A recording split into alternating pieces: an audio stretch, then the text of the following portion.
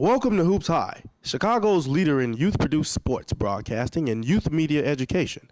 Hoops High is produced by high school students learning the skills of professional broadcasting.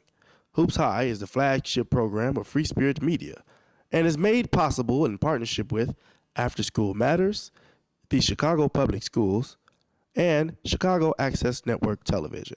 We hope you enjoy the show. Hi, I'm Tiffany Moore, and we're here at Collins Academy for another exciting game of Hoops High basketball. Today we have the Admirals of Farragut taking on the Warriors of Collins Academy. Farragut currently holds a record of 5-3, while the Warriors hold a record of 3-9. You're watching Hoops High.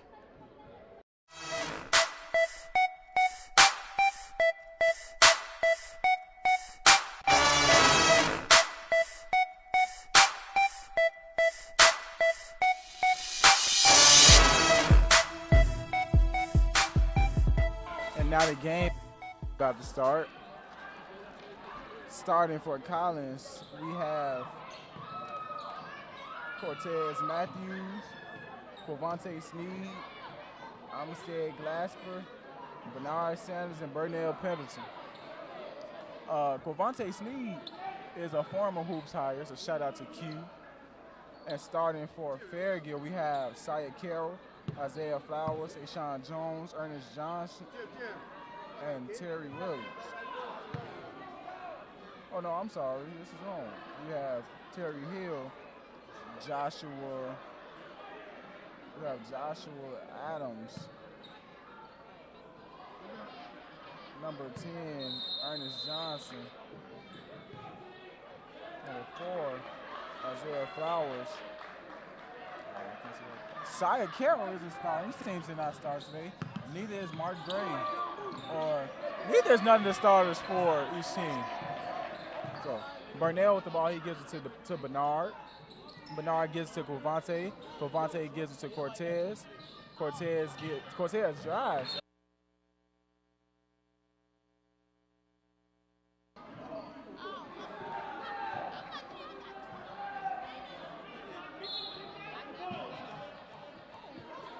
Burnell inbounds the ball.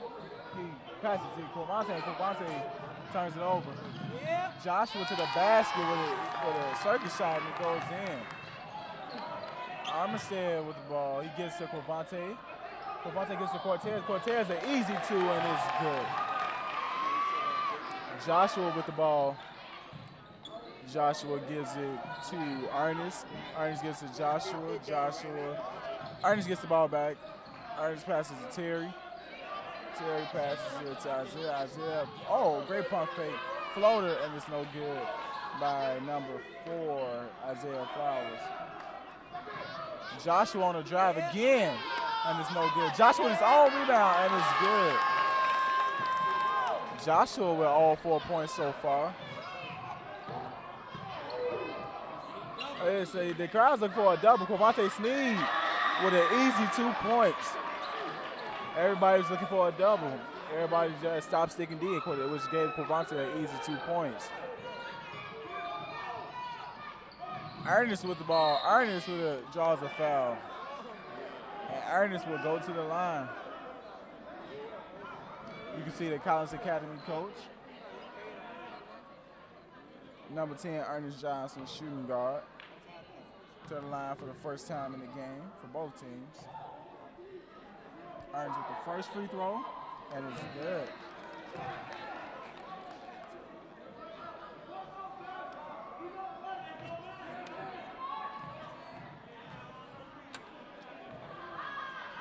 Ernest with the second free throw, and it's no good.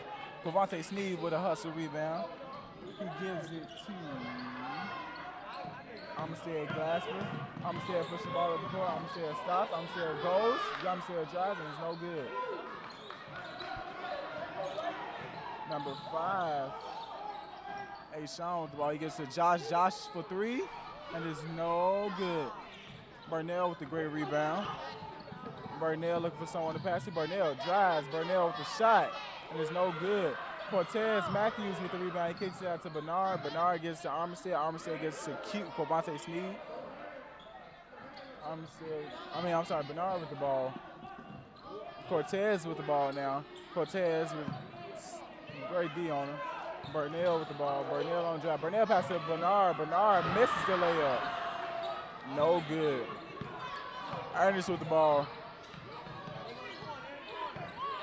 Ernest gets a wide open Terry. Terry gets the shot block. And Farragut gets the easy rebound. Rebound by number 5, Ashawn Jones, and he puts it up. Burnell with the ball. He looks kind of ran out. Burnell push off. He gives it to Covante. Covante gives it to Armstead. Armstead gives it to Bernard. Bernard gives it to Cortez. Cortez gives it to Burnell. Burnell thought about passing to Covante, but he didn't. This is Burnell with the ball. Burnell needs to pass the ball. And Burnell gives it to Armstead. Armstead gives it to Cortez.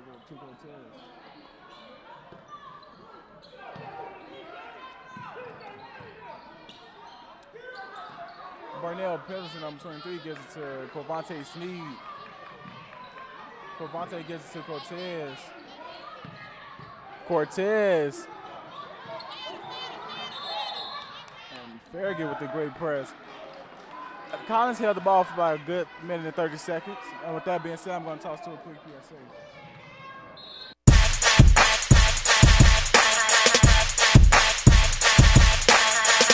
Hi, I'm Tiffany Moore. And I'm Michael Ingram. And this is your Hoops High Halftime Show.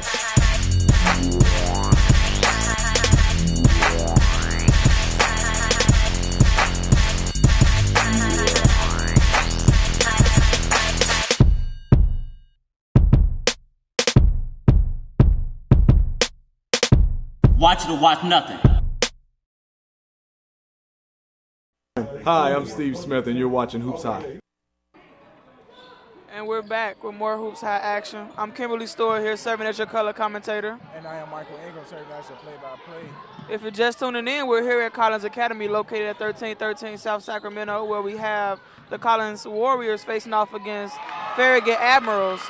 Score is currently 6-7, and the lead is going to the Farragut Admirals. 4 minutes left in the first quarter.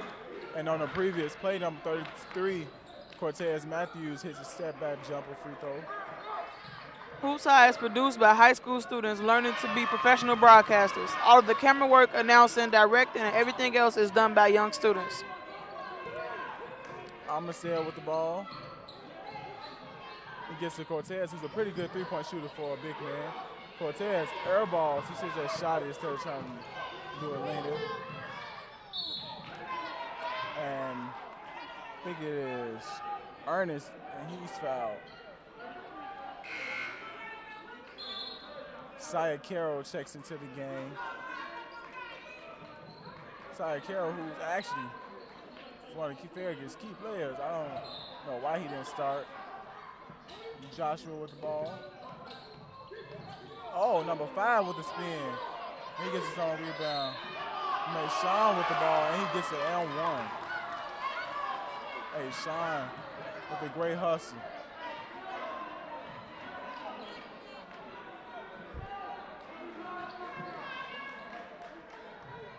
As you can see, the coach of Farragut. Hey, Sean to the line for his free throw, and he misses. You have to make your free throws count in a crucial game like this. You know, you may never know what happened. Bernard with the ball. Bernard is easily ripped up. Josh with the ball, and Josh gets it easy too. Josh has 6 points so far. Burnell with the ball.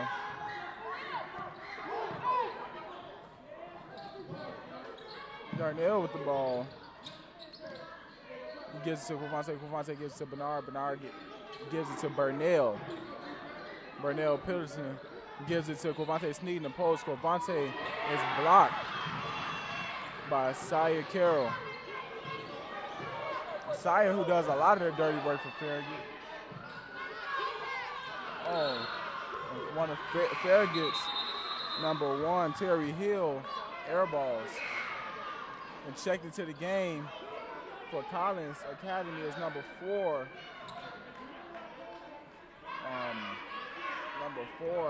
LeBradford Ross for number 15, Bernard Sanders. LeBradford is a pretty good player. He runs the floor. We've seen a little bit of that over the summer in the Hoops High free throw class. He's a great point guard. Let's see what he do now. LeBradford with the stop. LeBradford with the hesitation. LeBradford with the pull-up, and it's no good. Ernest with the ball. Ernest calls a play. Pick, no pick. Johnny with the ball.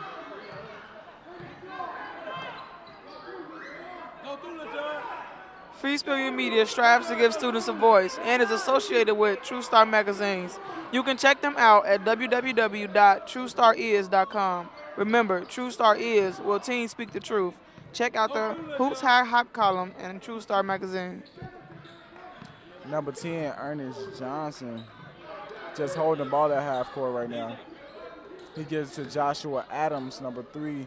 Ernest gives it back to Joshua Adams. Joshua gives it to number 12,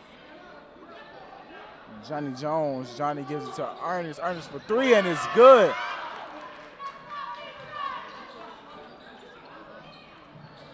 Farragut takes the lead by 10 right now.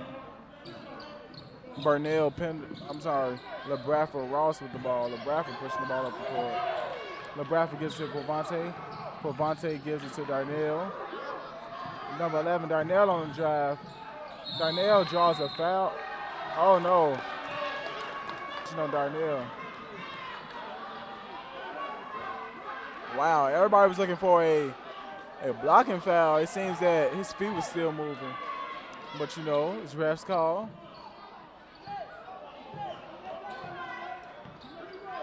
I see a little bit of physical play from number 23, Bernell Pendleton, and number 3, Joshua Adams. And Johnny on the drive. Johnny kicks out to Sire. Sire for 3, and it's good. Sire is one of few big men that can actually shoot jump shots, let alone a long 3 like that. He has been taught to be an all-around player, and it really shows in his game. Corvante Sneed with the ball. It seems that Corvante is playing with a messed up hand. You can see it right now. Number 10 for Collins just missed a free throw. Missed a 3-point. Oh my God, he spins and he misses. Darnell in transition. Darnell with the layup, and it's good. Oh. Another charge is called. Wow. As you can see that number 1 for Collins, number 11 is very upset. Darnell. That's the second charge it's called so far. Collins said, I don't think is happy at all. As you can see on the replay right there. I mean, you can't stop yourself from falling in the air, that's all. Easy two. Easy two. All you got to do is just steal the ball and go. Armistead Glasgow gets the easy 2 for the, buzzer beater. Bringing their score 8-19. And now we're going to toss to a quick PSA. No.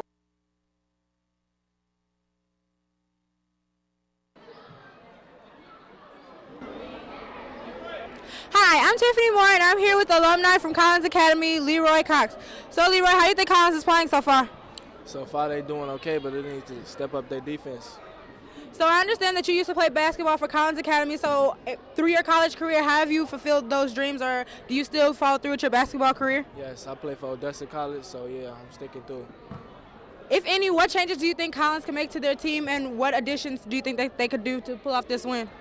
I think they could do a little recruiting, but we got it, so I think we just need to work on our more defense instead of offense, because we got the offense. So. Thank you so much for your time. Now back to our announcers. Thanks for that great sideline report, Tiffany. You're the best. I'm Kimberly Stewart here serving as your color commentator if you're just tuning in. And I am Michael Ingram serving as your play-by-play. We have just finished off the first quarter. Score is 8-19. Going Farragut's way, we have the Admirals of Farragut taking on the Warriors of Collins here at 1313 South Sacramento. The second quarter is beginning. and a call. Seems that we have a little bit of difficulty. Oh.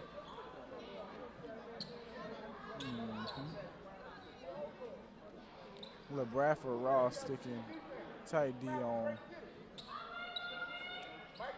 Ernest Johnson. We're trying to get the okay from the refs.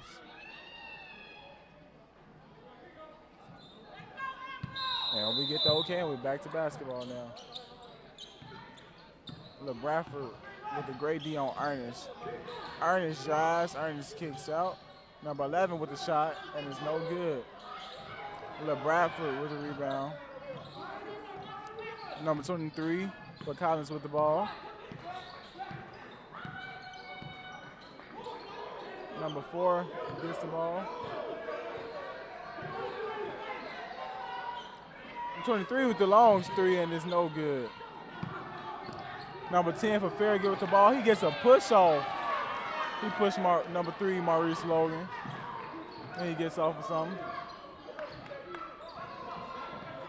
Burnell, number 23, Burnell with the ball. Number 4, Bradford gets the ball.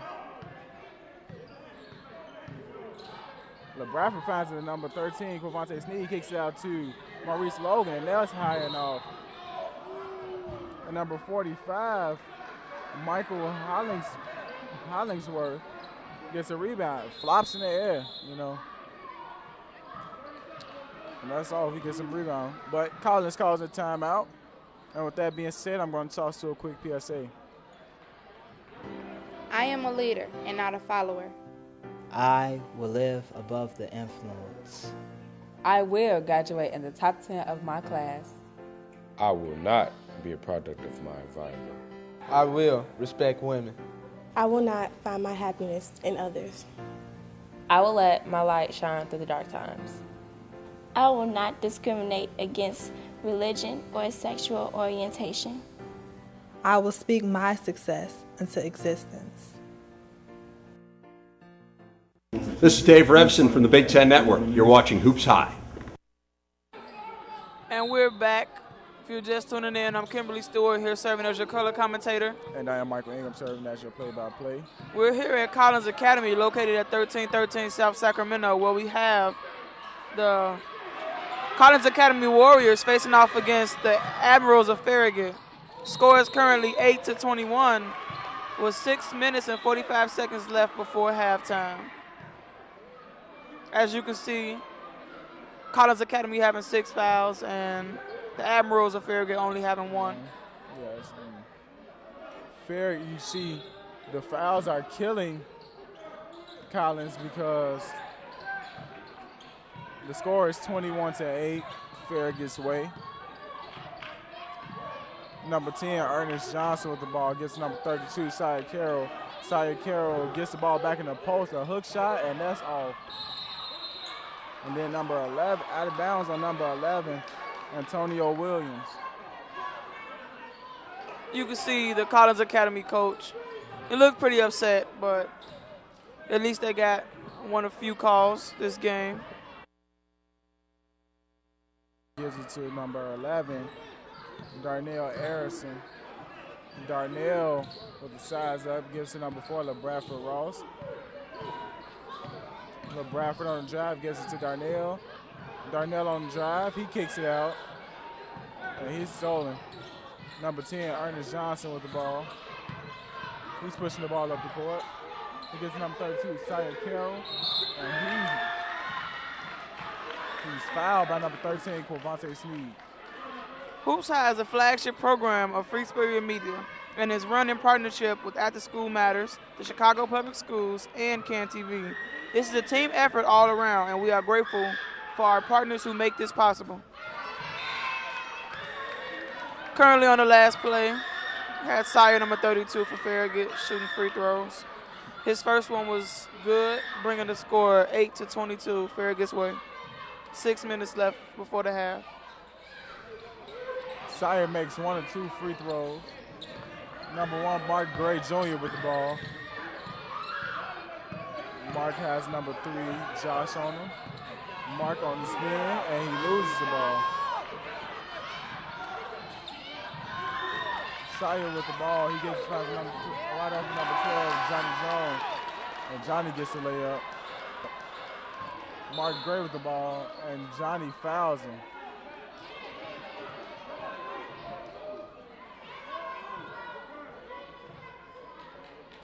Seems there's a lot of smack talking going on right now. The score is 24-8. Farragut's way.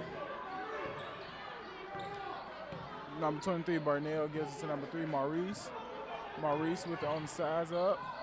Maurice with the pull-back, and it's good.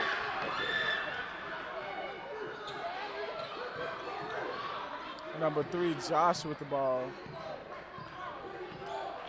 He's telling somebody else to go. Josh with the ball, Josh carries.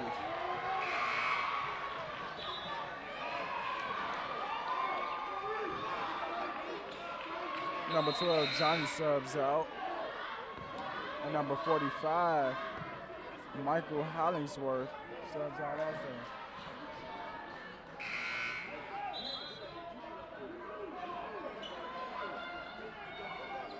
Barnell, we're waiting to see what's going to go on with the ref.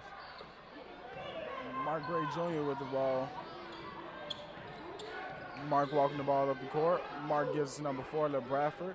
LeBradford looking for number 3, Maurice Logan. That's an easy floater. Maurice Logan, who just used his speed and blew right past the defenders. Out of bounds on Maurice Logan again.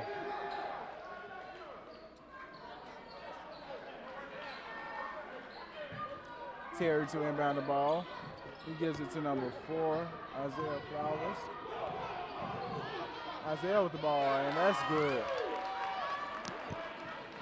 Burnell with the ball. Burnell walking the ball up the court. He looks pretty tired. Oh, great hesitation. And he's fouled by number 32, Sire Carroll.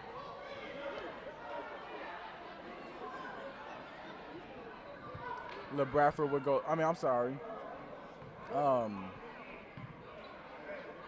Burnell will go to the line. Burnell have to make these free throws count. This team is down by 14. Now down by 13. The score is 26-13. Farragut's way also once again. Farragut has been leading the majority of the game, if not majority, all of the game. Farragut only has 3 fouls, and Collins Academy only has 7. Wow, 7 fouls is a lot in one half. Number 4, Isaiah with the ball. Isaiah on the drive. Isaiah with the floating is good. Burnell with the ball. Burnell gives it to Maurice Logan, number 3. Maurice for 3, and it's no good. Joshua loses the ball. Maurice gets the ball. Shia Carroll with the steal, and he misses the layup. Maurice Logan with the ball now. He gets to Mark. Mark on the drive, and it's good. Number 1, Mark Gray with a great layup. Keep up with game action and the Hoops High crew with Twitter. Just search Hoops High FSM and follow us. Out of bounds on number 1, Terry Hill. Sub comes into the game. Number 33 and number 3, Maurice Logan and Cortez Matthews. And number 34, Trayvon Prophet. And number 10, Armistead comes into the game. I don't know what happened. We had an offensive foul down in the paint. Yes. I didn't know that they call those besides charges in high school basketball. Terry Hill with the ball. Terry Hill gives it to Isaiah. Isaiah gives it to Sire Carroll, number 32. Joshua with the layup, and that's no good. Number 34 with the ball. He gives it to number 4, LeBradford. LeBradford gives it to number 10. Mark on the drive. And he's fouled before the shot. These are a lot of fouls that's being committed. Number 13, Anthony Mason comes into the game for number 11, Antonio Williams. Number 4, LeBradford with the ball. LeBradford on the drive. LeBradford is blocked and out of bounds on Farragut.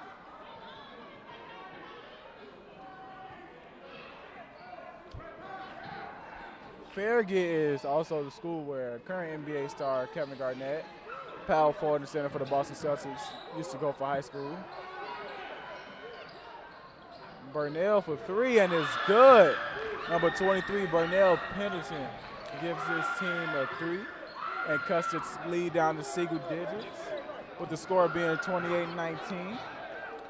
Burnell has been putting up a lot of points for his team, currently having 5, let alone a few assists, and 2 of those points coming from free throws. You can tell that he leads his team because every time a mistake is made, he is upset. But he's going to try to push it to get this lead cut down short before the half is over. And Mark Gray with the reverse layup, and that's no good. Terry Hill with the ball, number 1.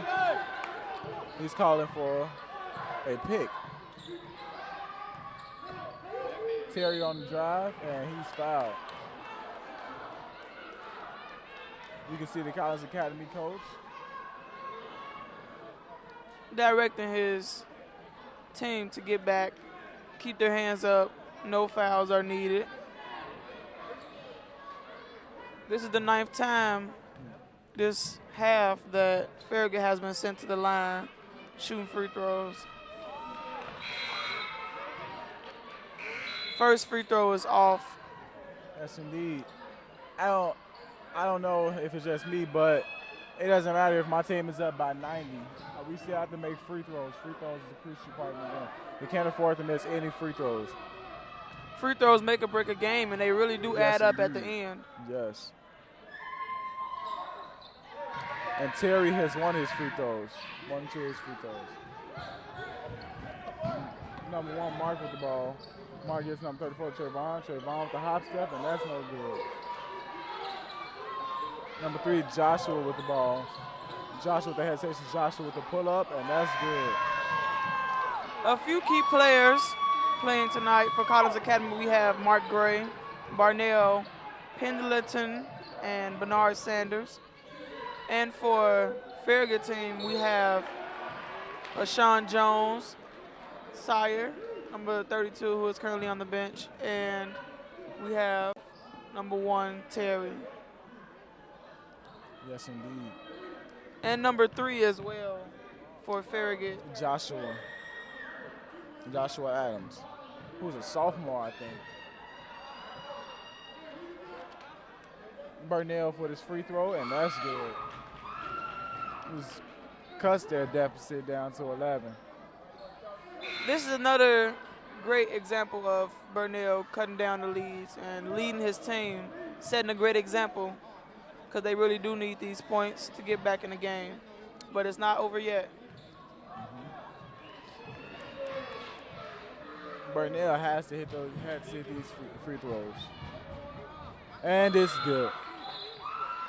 Subbing into the game is number 5, O.G. Davis, a point guard and shooting guard.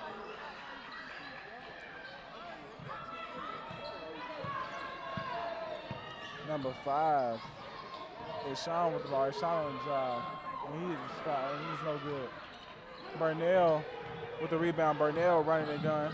Burnell gets to OG. OG for 3, and it's no good. Joshua with the ball. Joshua Adams. Joshua for 3, and it's good. It's in there. Burnell Pendleton with the ball. Burnell crossover. Burnell on a drive, and a foul is called.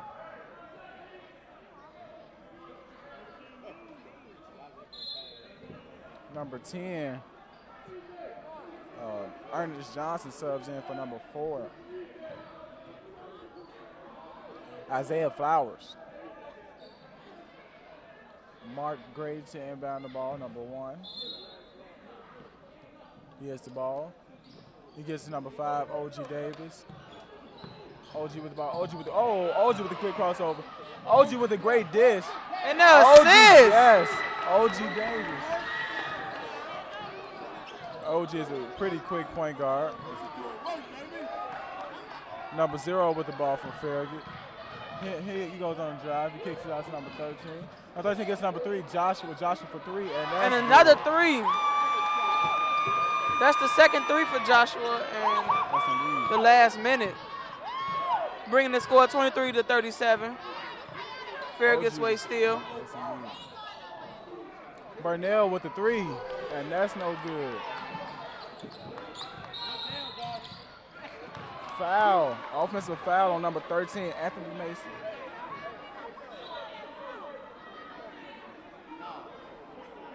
The ball will go back to Collins' way. Collins really needs this possession. And with 19.4 seconds left in the game, Farragut is up 37-23. Mark Gray to inbound the ball. Gets to Burnell. Burnell the easy 2, and that's in there. He said nobody reacted. The defense didn't even try to stop nobody.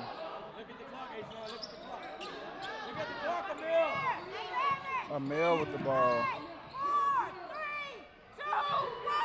Number 13 with the try to buzz in. That's no good.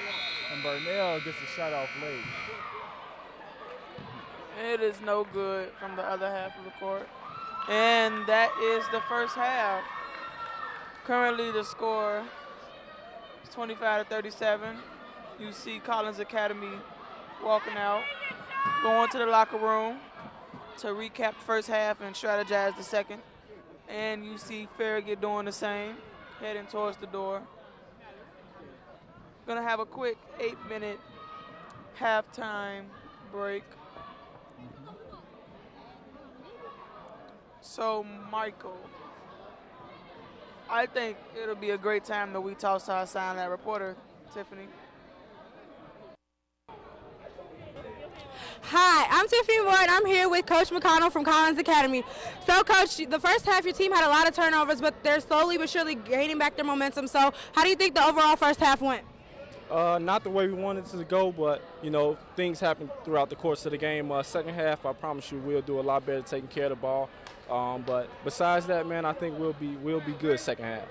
During the first quarter, we had an interview with one of your alumni, and he stated that you guys had offense on lock, but it was the defense that you guys needed to work on. Do you agree with the statement? Do you think that your offense is good and you need to just work on defense, or what do you think needs to happen in the second half? I mean, that's totally true. I mean, we got enough offensive weapons. It's just about locking down on defense. As you can see, they scored 37 points in a half. We never want that, so just about locking down on defense. We can do that, then I'm pretty sure we'll come out with a win. Are there any key players that are supposed to be working defensively that aren't performing as you would like them to? No key players. It's all as a team. All right, if we lock down as a team, we'll be all right. Thank you so much for your time, Coach. Thank you. Now I'm going to toss it to a PSA. Most people believe they won't make it out. I'm not most people. I'm a fighter. I don't try to attain greatness. I define it. Ever since I was little, I lived in wonderful households, but bad neighborhoods. I didn't want to be like every other boy. Well, I couldn't. I boxed. I was 7 years old when I actually fought someone. Nothing serious, all playful. The thing is, I enjoyed it. Everybody likes to be dominant in their own way, but this was mine. I was raised in boxing by my cousins and my uncles. I can't say I was forced into boxing because I liked it. I can say I was forced into the work ethic. As life began to pass, the more I started to love the sport. It kept me out of trouble. It helped me build toughness, strength, and durability, not only in the ring, but out it. In life. The goal is to go more than 12 rounds. And even if I don't go professional, I can say boxing has done a lot of things for me. This is my sport.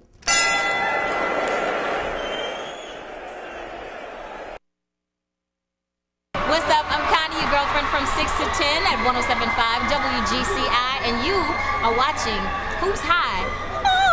Back with more Hoops High. If you're just tuning in, I am Michael Ingram. And I'm Kimberly Stewart, serving as your color commentator. We are here, currently located at 1313 South Sacramento. 1313 South Sacramento, Collins Academy. Well, today we have playing the Collins Academy Warriors and the Farragut Admirals. Score is currently 25-37, beginning the third quarter. Farragut has been leading majority of the game. Key players are number 3, Joshua Adams.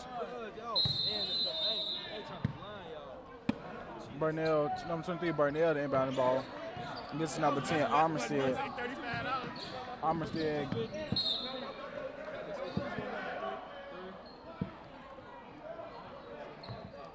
Out of bounds on Farragut. Armistead, number 10 with the ball, against the number 15, Bernard. Bernard gets number 33, Cortez, and Cortez gets puts it it down on three. Sire. Yes, count it. Number 10, Ernest with the ball. He gets to number 3, Josh. Joshua passes it, and it's almost intercepted. Sire with the ball, and that's no good. Number 33, Cortez the rebound.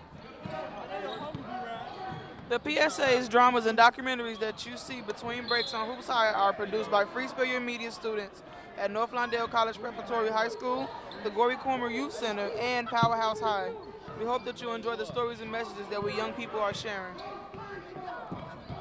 Number 10, Ernest with the ball, gets to number 32, Sire. Sire gets to number 3, Josh.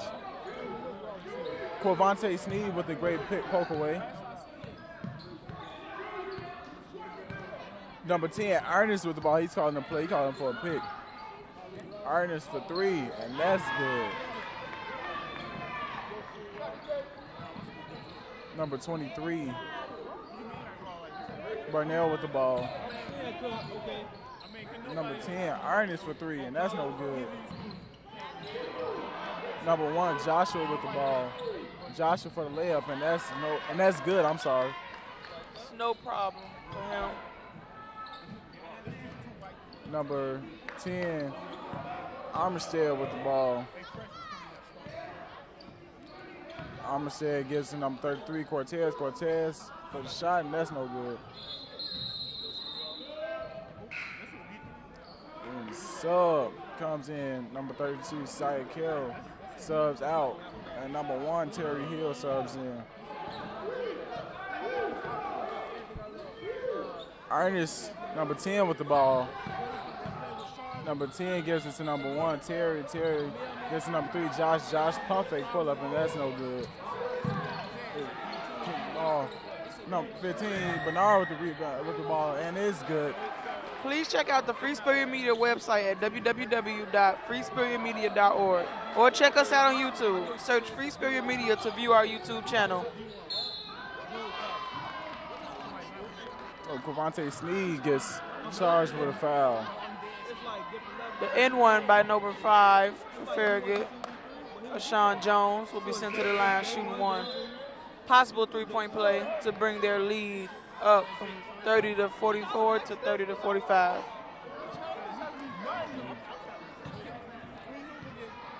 Hey, Sean to the line for the ball. I'm sorry, for the line for the three-point play, and he makes it. I'm not making no sense right now. Burnell with the ball. Burnell, number 15. Bernard for the pull-up 3. And it's good. He's had confidence in letting that one go. He has dropped his hand and started sticking deep. Number 5 is Sean with the easy bucket. And back in there. Hey, Sean Jones is just making it look easy right now. Burnell with the ball. Bernard throws the ball away. Another turnover. Josh wanted the 3, but he didn't take it. But he's blocked by number 33 for the Warriors. Cortez Matthews, who also played football. Some fun fact.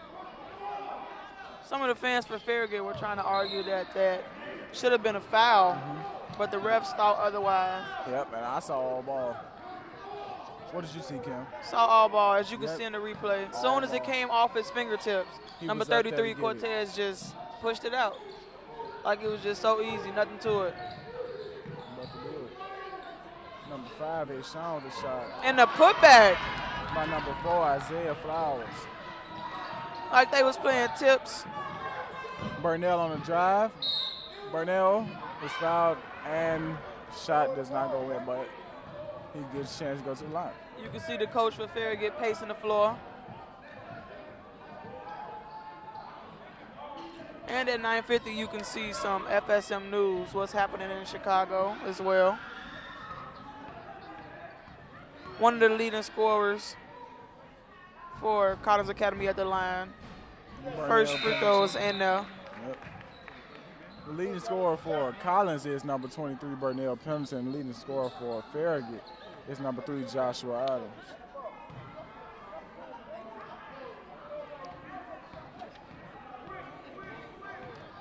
Burnell to the line for a second free throw. And it's no good. He has 1 and 2 free throws. Joshua with the ball. Joshua with the pass to Ernest, and it's no good. That was a bad bounce pass. Yes, he had a wide open Terry Hill for 3. I was expecting Josh to fake it and put it up, but he didn't do it. Number 23, Burnell on the drive. And a jump ball. And there they go. Farragut's way. Way to get those hands in there, just reach for the ball. Sean, number 5, Farragut already knew what number 23 had plans on doing with the ball. And he just reached in and got it. A lot of contact on that play. The ref calls nothing. Number 10, number 3, Joshua with a wide open mid-range, and that's good. Score is currently 34-51, Farragut's way. Farragut has been leading the entire game. Have been giving Collins Academy no leeway. And, thought I saw an N1 coming up. Maurice Logan is fouled, and Maurice will go to the line, number 3. You can see Collins Academy's coach. So while he shoots these free throws, it'll be a great time to do some reports on Farragut and Collins Academy. Farragut Admirals. School colors are blue and gold. The principal is Mrs. Hammaker. Athletic director is Linda Ruiz. And William Nelson is their head coach. Their current score is 5-3. And their current big win is against Robeson that they currently play. Some players to look out for Farragut's team is Joshua Adams, Ashawn Jones, Ernest Johnson, and Saya Carroll. For Collins Academy Warriors, located at 1313 South Sacramento, their principal is Tim Anderson, and their head coach is Steve Smith. Athletic director, Dean Smith. Their current record is 3-9, and their biggest loss was against NLCP, which was also filmed by Hoops High. It was a big rivalry game, and they took home a loss that day, unfortunately. And some key players to look out for on the Collins Academy side is Mark Gray, Bernard Pendleton, and Bernard Sanders.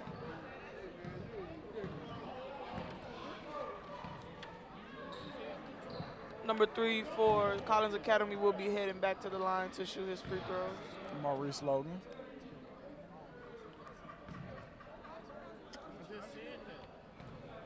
Maurice for his first free throw. And it's in there. You heard the net on that one. Nothing but net. Maurice to the line for a second free throw.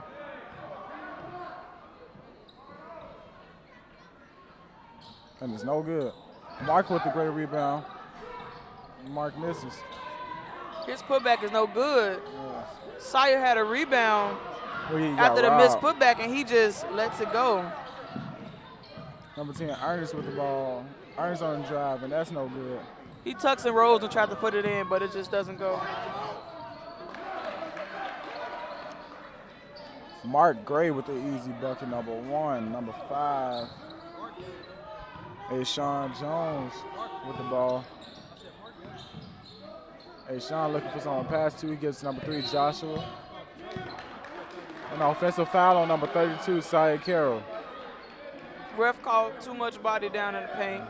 Sire is obviously upset. It's a contact sport, but I guess ref didn't think it was that much needed. Number 4, LeBradford subbed into the game for number 1, Mark.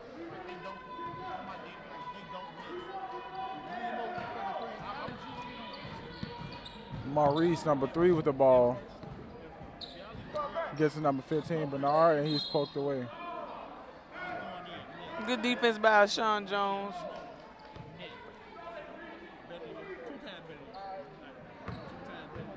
Number 4, LeBradford inbounds the ball. Gets to number 3, Maurice. Maurice. Another great defensive play by Sean Jones, knocking it out. He just can't seem to get a grasp on the ball. Maurice on a drive. And that's good. Somehow, I think I saw a little bit of travel. The refs did not call that travel. Yeah. I don't think it was a hop step. Pretty sure it was a travel, but the refs didn't call it. That guy is a pretty high jumper. Cortez with the rebound, and that's out of bounds on Farragut. Sire, number 32 for Farragut, is having a pretty tough game. He's missing a couple of easy shots that I've seen him put up, probably with his eyes closed. Yeah. He's not getting as many boards, rebounds like he usually do, him being a big man. Number 15, Bernard for 3, and it's in there. Seems that Collins is trying to make some type of comeback here in the third. They're slowly getting up there. Yes, they're only down. They cut the lead to 10, 41-51. 2.5 minutes left before the fourth quarter. Much like their rivals, North Lawndale, Collins are comeback kings, you know. Oh, and Sire with the putback off of Sean's miss. Yes, a putback tip. He almost had a putback dunk, you know. LeBradford with the ball. Number 4, LeBradford. LeBradford on the drive. He kicks out to number 15. Bernard for 3, and it's no good. Cortez with the rebound, and it's in there. 2 points. Don't forget to stay tuned for the Free Spirit Media News at the end of this broadcast. It comes on at 9:50 every Saturday. Learn about what's going on in Chicago and find out more about most important issues with teams. There was a timeout being called, and this is a great time to toss to a quick PSA. Yes.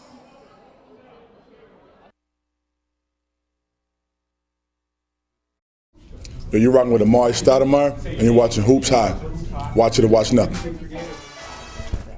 Behind the scenes of Hoops High, it's more than interviews and replays. The crew contributes 110% in setup and production. While we have fun, we are also very serious about getting the job done. We have the opportunity to work with big companies such as Nike and to meet current and future NBA stars. We are Hoops High. Hi, I'm Steve Smith, and you're watching Hoops High. And we're back with more Hoops High. Ladies and gentlemen, I am Michael Ingram. And if you're just tuning in, I'm Kimberly Stewart, serving as your color commentator. And I'm serving as your play-by-play. We're here at Collins Academy, which is located at 1313 South Sacramento. We have the Warriors of Collins Academy facing off against the Admirals of Farragut. Yes. It's been a hard-fought game, and the score is currently 43-53. A minute and 40 seconds left in the third quarter. Current play we had. Number 23, Barnell. As you can see. He was driving the ball. He looks kind of frustrated. You see on the replay, and he kicks it out of bounds. He was expecting a foul, yes, but the ref saw the ball leave his foot. Number 2, Ernest with the size up. Barnell, number 23, second. Ernest on the drive, number 10, and it's blocked. Saya Carroll, number 32, with the rebound, and it's the N1. And the N1. Saya heading to the line. Number 32, Saya Carroll to the line. Score is currently 55-43. Farragut's way. Saya Carroll with the shot, and it's good. Free throw is good.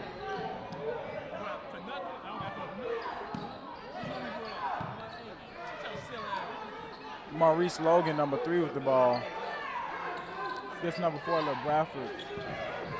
Number 4, LeBradford gets to number 23, Barnell. Barnell on the drive, and that's picked away. Barnell is fouled. You can see the frustration on the Farragut's coach. Looks like he's not getting any of calls that he's Looking forward to seeing.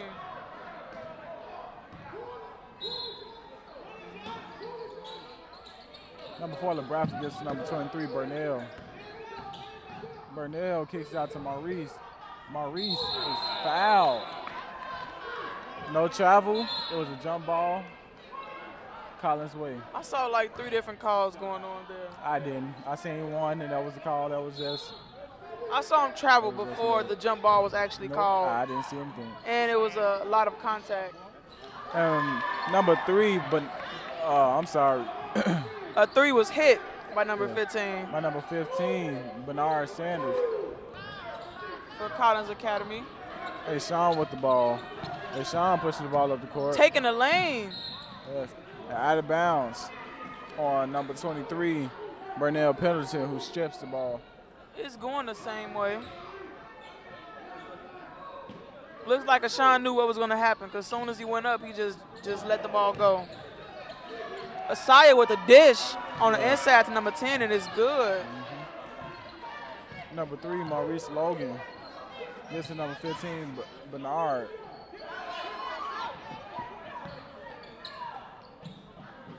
Number 23, Burnell looking for something to do with it. Gives it back to number 3, Maurice. Maurice gives it to Burnell. Collins Academy wants this last possession, so like they're going to waste a little time before they go up, and it's stolen by Sire. Sire Carroll just carried. The crowd wanted to carry, but they didn't get it. It's the end of the 3rd quarter, and right about now we're going to toss to our silent reporter, Tiffany Moore. Hi, I'm Tiffany Moore, and I'm here with parent Terry Hill. So, Terry, how do you think Farragut's been playing so far? Well, today, not that good, but for the year, they've been playing pretty well. They're not bad. They're not bad. What makes this game so much different than the other one? They're playing Collins, tough team. So, I know your son, number 1, TJ, he's starting. So, how do you think he's been playing, and how have you seen him progress as just an overall player? Oh, for most part, he progressed very well. This is probably one of his worst games of the year, but he's playing very well. He's the captain of the team, plays great defense. He's came a long way. So I understand that he's a senior, so is he looking at any colleges or anything like that? Yeah, the coach from Aurora University called me. He likes his game. He likes his tenacity, his defense. Coach from Kankakee talked to me. So right now it's early, but yeah. Thank you so much for your time. Thank you. Now I want to toss it back to our announcers. Thanks, Tiffany, for that great sideline report. Now back to game action. I'm Kimberly Stewart here serving as your color commentator.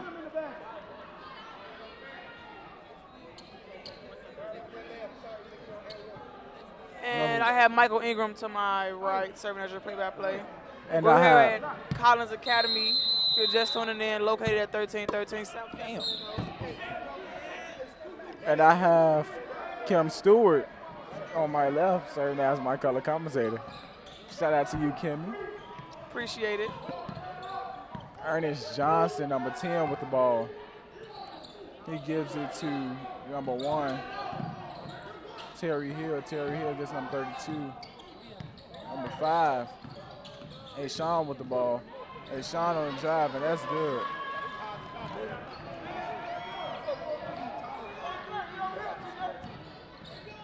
Number 5, LeBradford with the ball. He gets number 3, Maurice. Maurice with the backboard shot, and it's goody. On the fly. Number 5, Ashawn with the ball. Too much dribbling. He got the ball stolen, and he gets it right back. Saya for a dunk, and it's in! Saya for the easy one-hand dunk. Yes, he makes it look easy. I knew it was going to happen. Yep, I'm happy now. That's all I like highlights like that. You got to see a dunk at least once a game. Yep. It'd be even better to see it twice. A replay would be very, very good. Very nice. Burnell with the ball. Looking for a pick. He gets it and doesn't take the wave. Oh.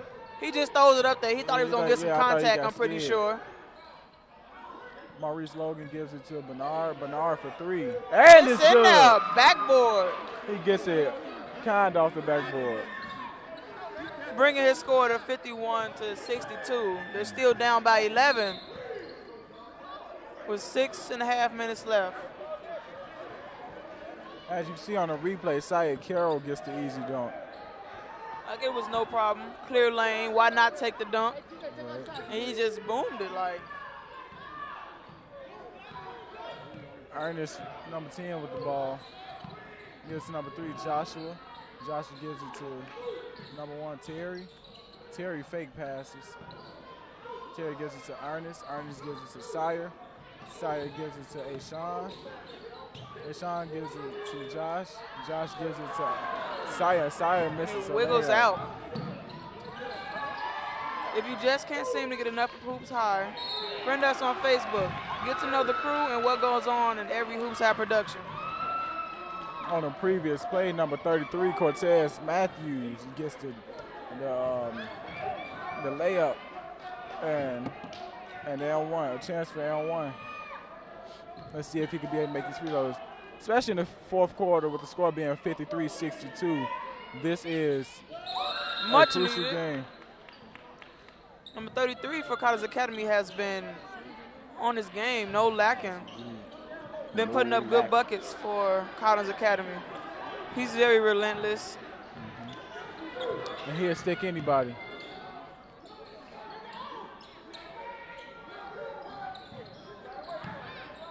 Number 4. Good defense. Great defense by Cortez. Cortez has like 4 blocks by himself.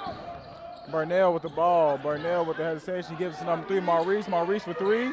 And it's no off good. the mark. Cortez with tipping Fighting the ball. for the offensive rebound. Bernard gives it to Burnell. Burnell for 3. And that's no good. LeBradford with the tip. He just ran straight through the lane. He flew through there. There was no Farragut players down there boxing out, trying to get the rebound. Hey, wow. Cortez gives the ball to LeBradford.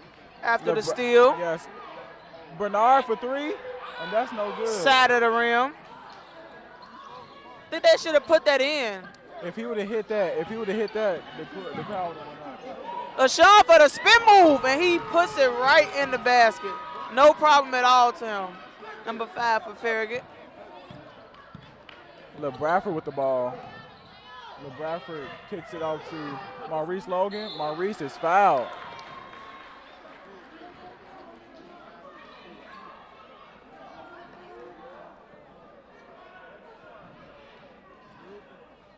Maurice to the line for his free throw.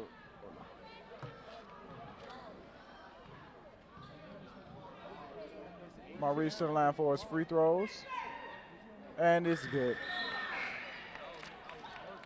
For Vontae Sneed and number 11, Darnell Grissom checks into the game.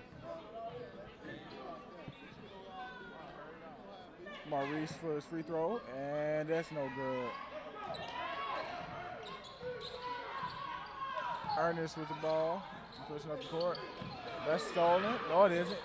Oh, and Saya And a tip back in by Sean. There's that teamwork I was talking about earlier on in the game.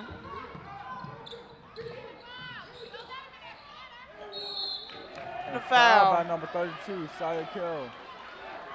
Collins Academy had a good sharing of the ball on that play as well. Like they was playing hot potato, back and forth, back and forth. It seems that what they're trying to do is they're trying to foul out number 32, Saya Carroll. Yeah, they want him out. And I feel that if they foul him out, then that's pretty much all their rebounds right there. There goes the making and the breaking of the free throws. Yes, indeed. Collins Academy only down by 9, and the free throw would have lessened the lead, but unfortunately he couldn't knock it down. But this would be a great time to toss to a quick PSA. Remember, and we'll see. You're watching Hoops High.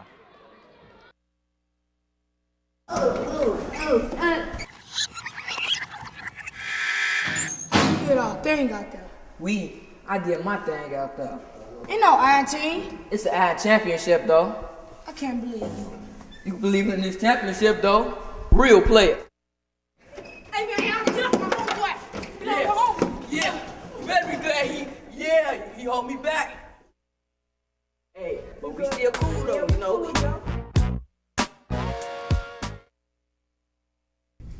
Hello, my name is Kevin Durant. You're watching Hoops High. And we're back with more Hoops High, ladies and gentlemen. Once again, I am Michael Ingram, serving as your play-by-play. And I am Kimberly Stewart here, serving as your color commentator. We're currently at Collins Academy, located at 1313 South Sacramento, where we have the Admirals of Farragut taking on Collins Academy Warriors. Score is currently 57-66, going Farragut's way. Maurice Logan gets the rebound after Burnell misses both his free throws, and Syer Carroll picks up yet another foul. Fouling Syer out was mainly the thing that we was talking about before the break. And it's looking like they're really going to do that this game. The second foul he's put up in the last 30 seconds, and he's subbed out. Probably will be on the bench for the rest of the game unless Farragut start losing their lead. They might put him in. And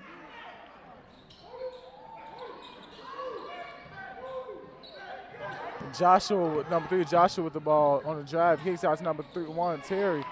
And that's almost blocked, but a good assist. Yes. We know we are not always perfect, but we are working hard and we are always learning. Thank you for your support and your encouragement.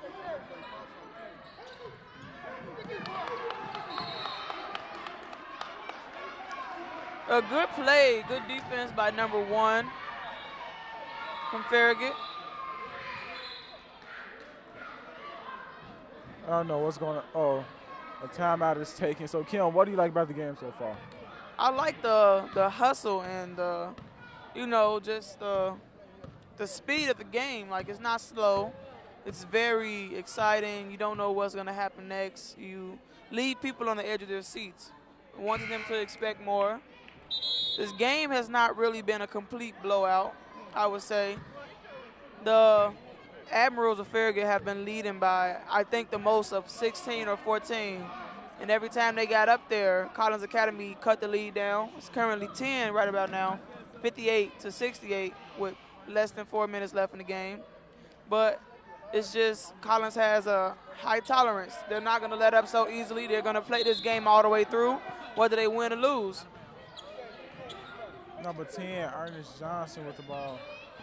He's running. He pushed the ball to the court. Foul. Foul. It seems that the fouls are backwards this half because in the first half, Collins had like 8 or 9 fouls. True. And now it just flipped. Collins, even though they were still losing and Farragut was still in the lead, they've taken initiative and they've been cutting those points down every time Farragut will put them up there.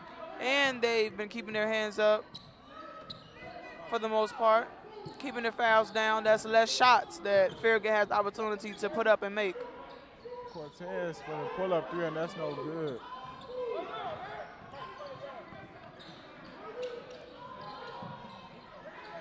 Number 3, Joshua with the ball. Joshua with a quick crossover. Kicks out to number 1, Terry. Terry gives us number 10, Ernest. Ernest gets number 3, Joshua. Joshua on drive. Switch hand layup, and it's good. Want to see more Hoops High games? Now you can see full games on iHigh. Go to www.ihigh.com/Hoops High to see games from the past or stream live from home.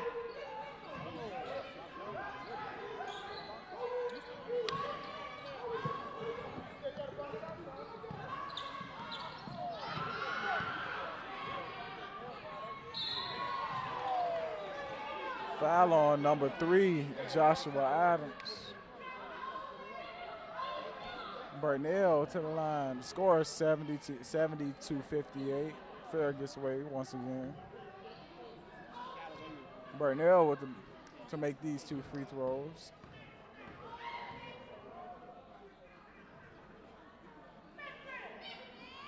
And it's good.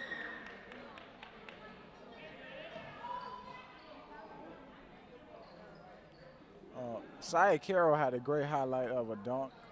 I wouldn't mind saying that again.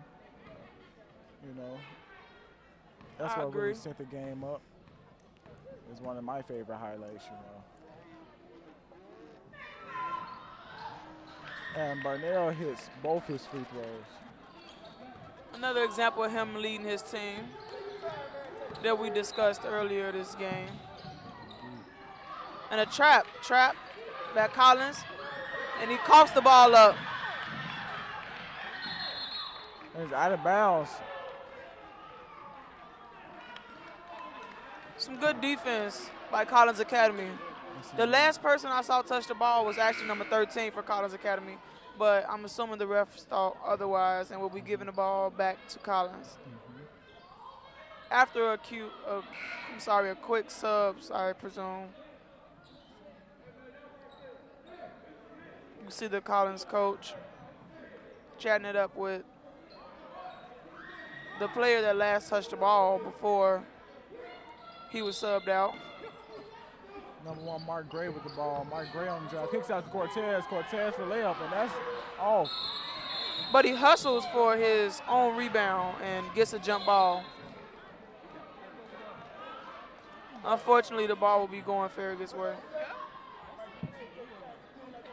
Right about now, I would love to get a few shout-outs to the Hoops High crew. Want to thank you, everyone, for all your hard work. Everyone on camera, people in the sound room, replay, audio, everyone working the TriCaster, my co-announcer, Michael Ingram, and everyone else that's behind the scenes, our sideline reporter and her producer, and I like to think of them as mentors, Miss Shelton and Miss Jasmine, for all their hard work. On the previous play, out of bounds was on Collins Academy. Terry Hill bounce pass to number 3, Joshua Adams. Is this Joshua Adams? It's Joshua Adams, and he's fouled hard. Joshua has been really going off. He's probably formed Farragut's key players. One of Farragut's key players, if not the key player.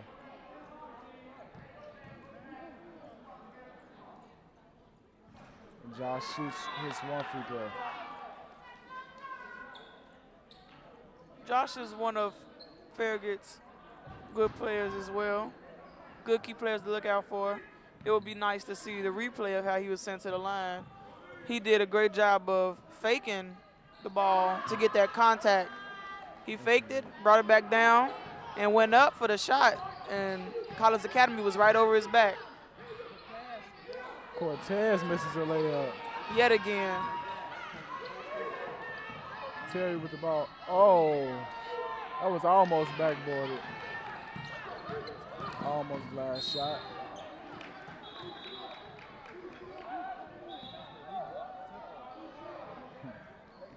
The score is 60-72 for Farragut's score. Farragut's way.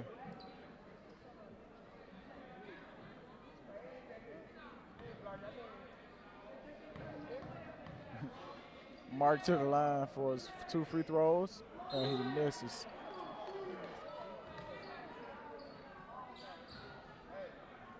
Sawyer's checking back into the game with other people as well.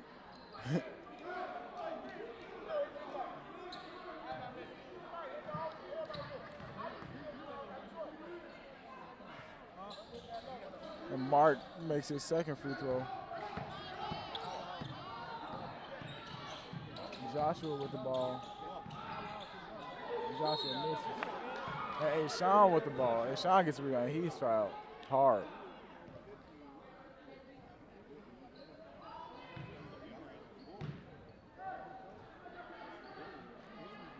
Ashawn to the line for his free throws. Ashawn has been one of Farragut's key players also. He has. Sean has been to the line a couple times this game. Twice of those few times he was fouled and had actually got an N1 and was only shooting 1. As you can see, his attempt after his offensive rebound to put the ball back in for another three-point opportunity. Unfortunately, he missed. Hey, Sean is a great offensive rebounder. Second one is off the mark. Armstead for three, and that's no good.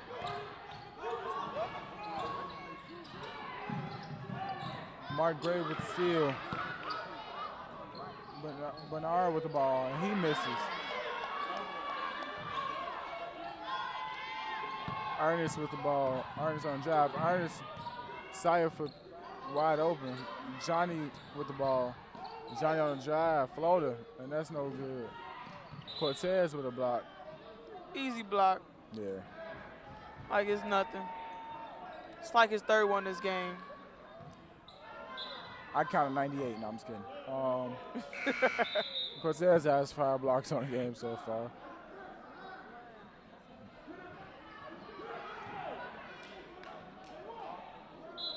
Number 10, Ernest inbound the ball. He gives it to number 32, Sire. 32, Sire. Pull up, and that's no good. Number 1, Terry Hill with the ball. And Cortez with another block. Ball gets stuck. He blocked it and he got stuck up there. The ball was up a little higher. He would have just smacked it right against the backboard. Yeah. That would have been a sight to see. Yes, indeed.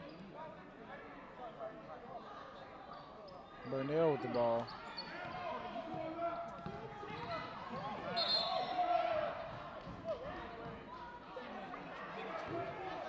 Johnny on the ground laughing like it was just amusing. He was pushed.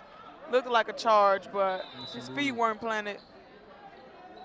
I think Johnny didn't play too much 2K because all that flopping don't go down like that in high school. Really, it doesn't.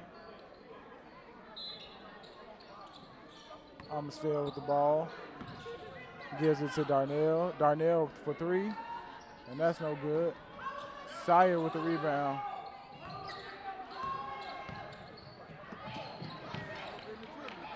Mark with the ball.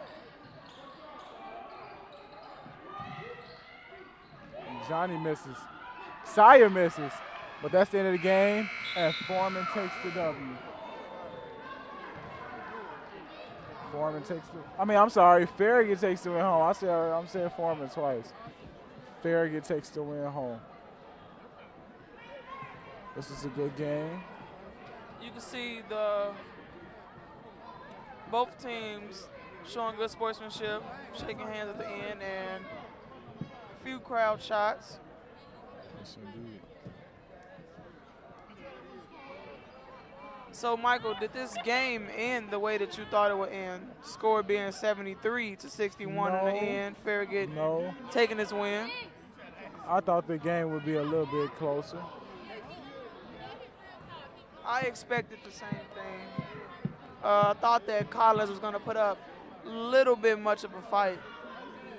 And they did, but they also struggled a good amount during this game.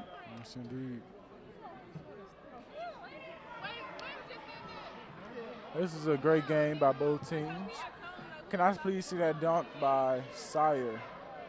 While we wait on that dunk, because you can see Farragut coach just chillaxing on the bench, talking to another staff member from Farragut High School. You can see highlights of Sean, number 5, after a quick bucket. You see Maurice turnaround, that's cut off, but we're going to toss to our sideline reporter Tiffany Moore with the player of the game. Hi, I'm Tiffany Moore, and I'm here with MVP Joshua Adams. So, Joshua, how does it feel to be MVP today? Feel good. I couldn't do it without my team, though. Cyrus Carroll, he the best on our team, and I can't play without my team. So, I know you're only a sophomore, so how does it feel to be starting and just do an amazing job coming out this game? Man, it feels good, but I normally coming off the bench, but he started me this game because it's personal with Collins. So, what are your plans for the future, and how far do you think that your team will get this year? I think we're going to win state. My plan for future is being in the NBA, hopefully. Thank you so much for your time and congratulations. You can catch Hoops High every Saturday at 8 p.m. Channel 19 CAN TV. Thank you for watching Hoops High. You can watch Hoops High on CAN TV Channel 19 every Saturday at 8 p.m. Please visit www.hoopshigh.org to learn more. Hoops High and Free Spirit Media would like to thank our sponsors. We are grateful for their support in making our mission of youth media education and opportunity possible.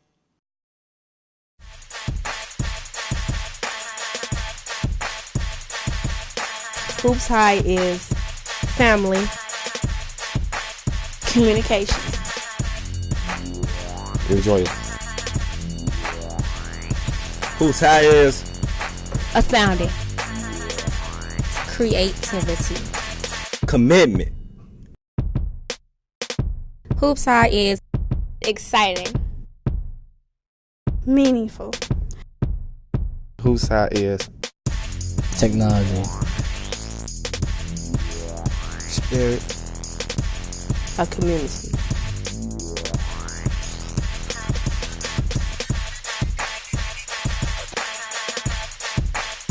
Hoops High is home, love, dedication, inspired,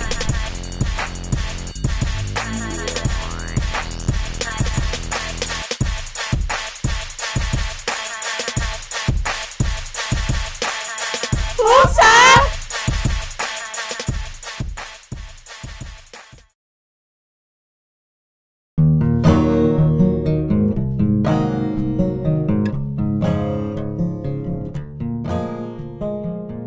If they probably never was exposed to it, they probably would have never have done it, but it's something that you see that interests people a lot. I never worked with a camera, it was my first time learning about a camera, zooming in, zooming out. It was a real good experience for me, I think it changed a lot in me too. It changed how I think, and it changed something I like to do in life. When I get older, I want to be some type of actor. So being in this classroom really helped me out, really exercise my ability to act. We shooting it and we shoot it off like what we done been through, and people get to see it and they watching it and they liking it. Like young kids in the community can do stuff that's worth some type of value.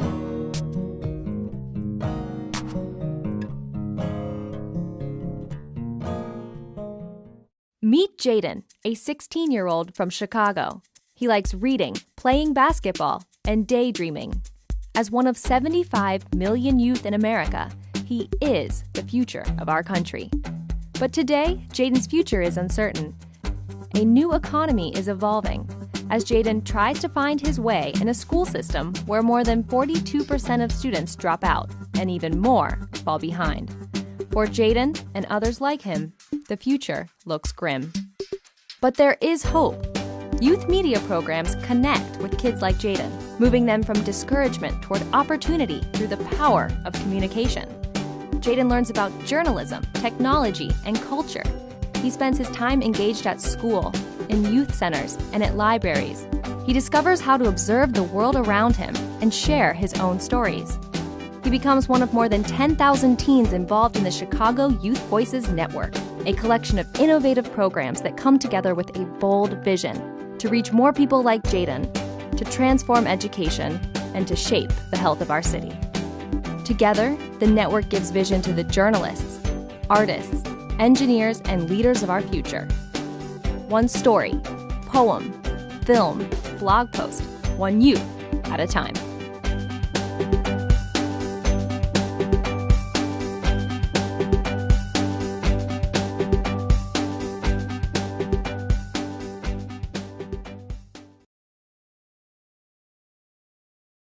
Hello, my name is Latoya Thomas. I'm a junior at North Lawndale College Prep. My name is Lamar Allen. I am a junior at NLCP, and I'm currently on my way to be a senior. Hello, my name is Deborah Powell. I'm a junior at North Lawndale College Prep. The teacher that make me smile would be Miss Ryan. Miss Borden. Mr. Wolf. It's just her personality. She just real hip, and then she be singing these rap songs, and she be sounding so white, so it be so funny to me. Because she's out of the box. Like, everything she does is unpredictable. He brings smiles to my face when, you know, like just his nerdiness, you know, bringing us comfort makes me smile. When I'm smiling, I feel joy in my heart. A time when I was upset, smiling really took away the negative because it made me forget about all my problems. All I thought about was being happy at that time. When I was mad, smiling would take away the negative feeling because if I'm smiling, I just don't even thinking about what made me mad. It may come back, but then I been to forget what I was mad about.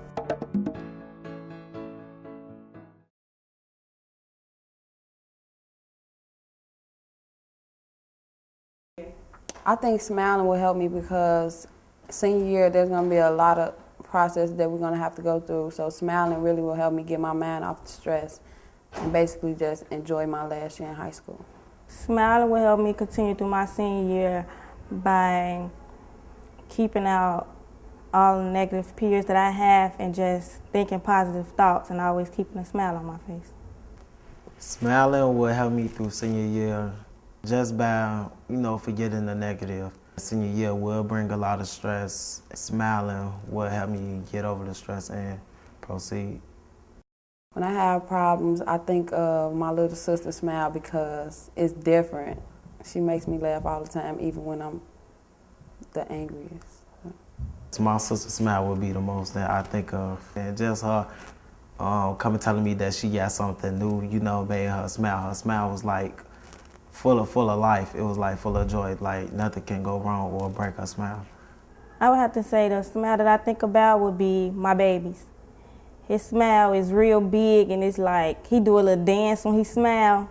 And so his cheeks get real big and then his eyes get real little. What is your name?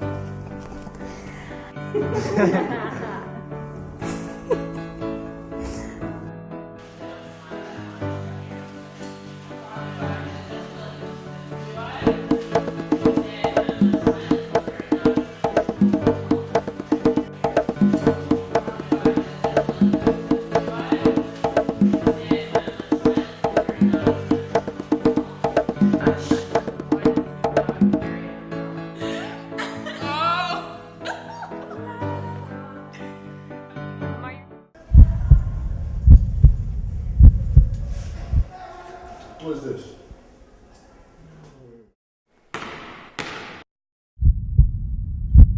That's what I'm talking about. Thank you.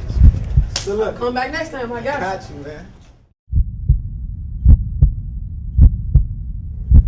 You didn't earn this.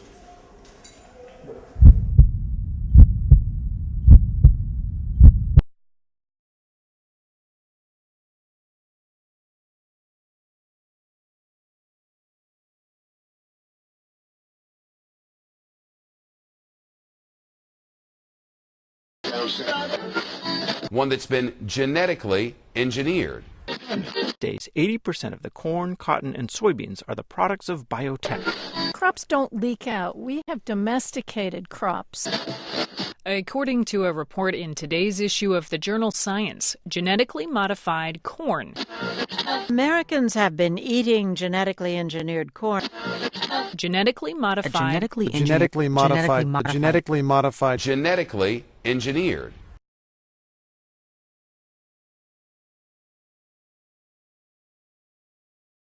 Genetically modified foods are foods that have been bioengineered.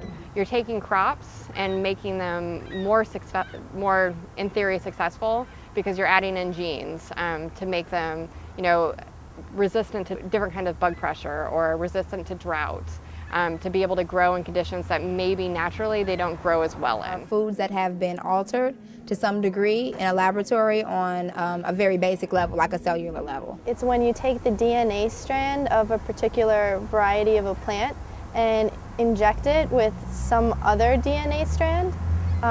So you're creating these plants that are like super hybrids. Come from foods that can't reproduce, that are somehow manufactured and aren't coming from a natural source.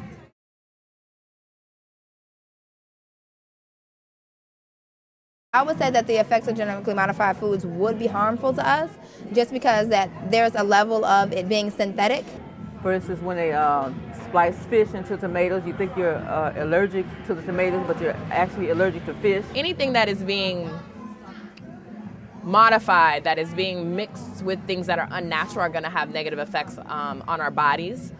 You don't really know, again, what that mutation is going to do in the human being. And then once that human being cells mutate, you don't know how, you don't know those variables. You can't control those variables. They're not providing the essential nutrition anymore. It takes us we have to eat so many foods these days to get the nutrition value of food that was grown back in the day, that was organic and fresh and on someone's farm. It's giving us a certain amount of artificialness in our bodies, a certain amount of toxins in our bodies that we then, that our body can't really metabolize. So then our body has to do something with it, and a lot of times it expresses itself in, ill effects. So hypersensitivities, allergic reactions are one of the most common things, most prevalent things that we see. And all a part of healing those naturally is eating organic foods. In general, I'm kind of wary of anything that's going to disrupt and balance in an ecosystem. When those foods get into the system and have to be acknowledged and recognized at a biochemical, cellular, physiologic level, the body knows the difference. And what we're seeing is things don't work the way they did with the natural substance. When you throw one thing off, it's going to lead to other problems down the line that we may not be able to foresee. So I think the combination of both of them are really impacting the health of everyone because there's more and more toxins in the earth and there's more and more genetically altered foods that people are consuming. The effects of genetically modified foods on lands is really hazardous because from what I understand, the seeds that are being used can contaminate actually organic and foods that aren't modified at all. It can contaminate the dirt where that dirt no longer can produce or isn't healthy enough to help grow the food that is in that land.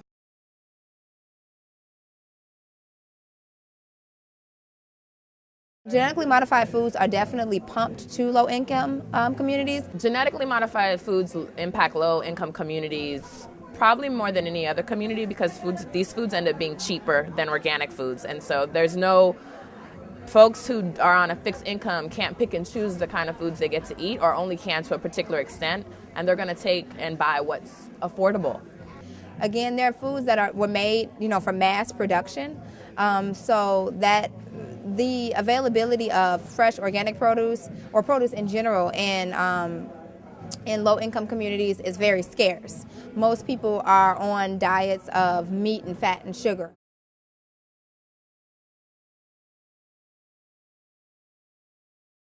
This is tricky, right? Because you're dealing with countries that but have minimal resources to food because of drought, because of capitalism, because of so many factors that if a cheap seed is available, the fact is that they have to buy seeds and they can't seed save is a problem in itself, but it's cheaper to buy this seed versus this organic seed. I'm going to buy this GMO seed and be able to provide for my family. But again, the long-term effect says that your soil is going to be corroded, your health from harvesting this food is going to be put at risk, and then you're going to consume this food, which in the long run probably can have negative effects on you. I think that's the scary part about GMOs is that nobody really knows.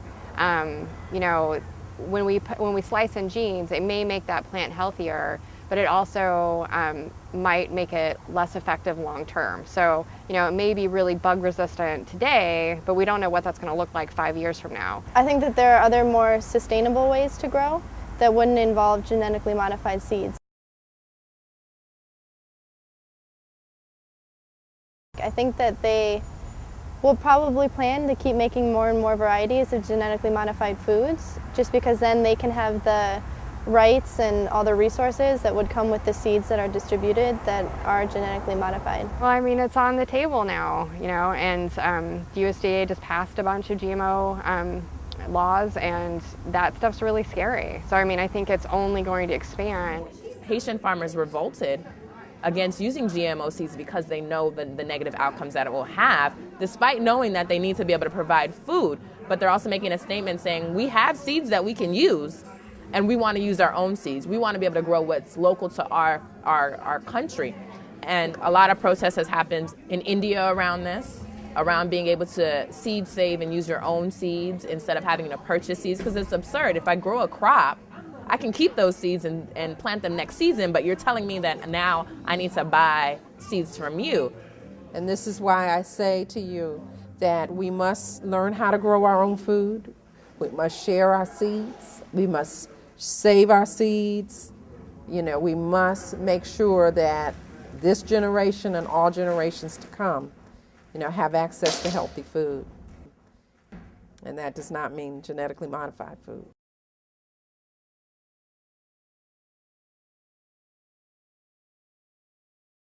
Growing Power is a nonprofit. We are based in Milwaukee. We have urban farms all over Chicago, and our huge emphasis is working in communities with youth. And so all of our projects are really community-based, so each one of our farms looks really different, and it's run by different kids who, you know, are really trying to learn about the food system and who are trying to learn about healthy eating. And sustainable food is food that's grown naturally, so we're trying to do as much as we can to mimic nature and to grow really healthy crops using different types of methods that aren't synthetic. So we're not using pesticides that you would get, you know, that you would make scientifically. And so that's really where we try to emphasize, you know, we want to have super productive farms so that we're feeding lots of folks, but also so that our kids can get educated and can have gainful employment in the future. The Healthy Food Hub is just a little over a year old. It started out of a demand in the community for access to healthy food. Their array of foods, the different varieties, how to prepare it more healthfully. People were literally bringing recipes for people to share to the market. It was an absolutely beautiful experience, and we opened up the Healthy Food Hub. I organic food because it makes me strong.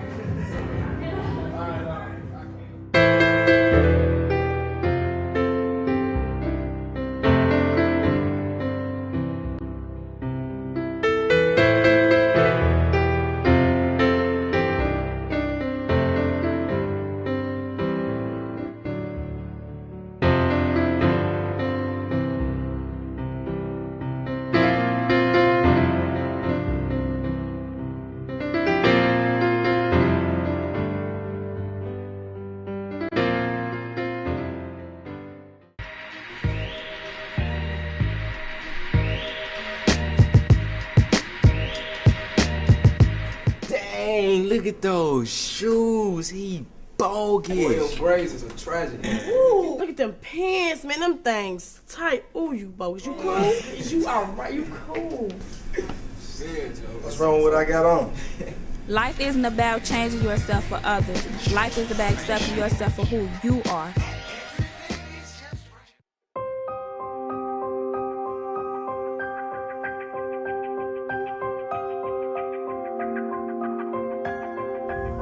I want to go home. I want to see my family. I'll never do it again. It wasn't even me. The juvenile justice system is hurting my community. It's hurting troubled youth. They talk a good game, but there is no meaningful education going on inside the juvenile justice system. There is no actual discussions about why what they did was wrong, how it affected them, and how it affects their community. If there is an education, it is an education for survival within the madness. It becomes more of a test than anything. Youth get to test how tough they are because now you're in a facility with maybe the roughest and toughest youth from all across the city. One cannot exactly appreciate and ponder about the universe, gain skills and plan for tomorrow when you're worried about whether your throat is going to be cut. So gaining more knowledge on criminal activities, it becomes more of a skill share. It is an education as about violence. Is it an education about aggression? Is it an education about devaluing human life.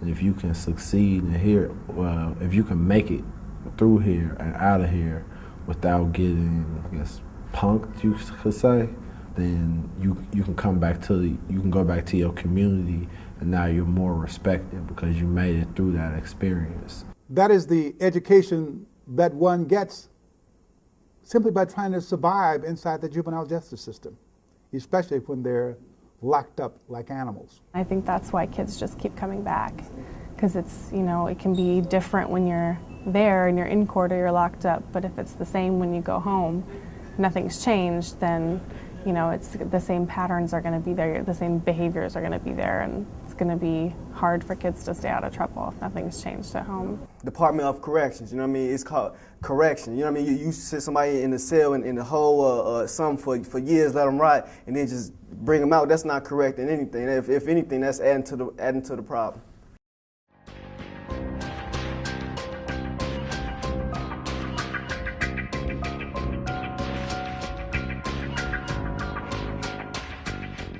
I think the original goals was to establish this parental court, to look at the child's background, to understand what led to the crime that the kid committed. There was also this intention to keep the families together. The whole difference between the adult system and the juvenile system is that the juvenile system is supposed to be more geared towards rehabilitation. It's not supposed to be punitive or not supposed to be based on punishment. A century ago, kids were really not treated as children. They were treated as adults. And what that meant is that if a kid committed a crime, they were sent to prison. And we know today that there's a lot of issues with that when kids are sent to adult prisons. 17 and under, they might be considered a juvenile. So if they're 17 and it's a misdemeanor, which means a lower level offense, then they're a juvenile. If they're 16 and under for a felony offense, they're considered a juvenile. So at 17, you could be either a juvenile or adult in the court system. So any bright line rules about juveniles being tried as an adult, I find really problematic because they're not adults. And there's a lot of scientific research out there differentiating just the mental capacities of teenagers versus adults. They aren't able to appreciate consequences or right and wrong or, you know, things like that at the same level that adults are. So there's a lack of understanding of consequences, which is just partially because that's how juveniles' minds, they haven't formed that type of consequence-oriented type of thinking.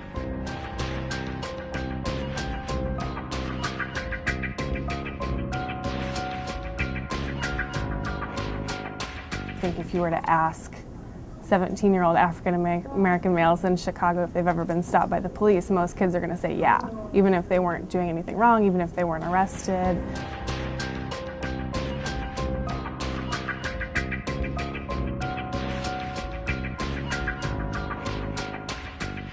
So education is closely connected to the juvenile justice piece because young people are getting locked up in school at an exponential rate. Every day, more and more juveniles and youth are going to jail. So when kids get into trouble, kids get into fights, they go straight to the police room. They go and get arrested.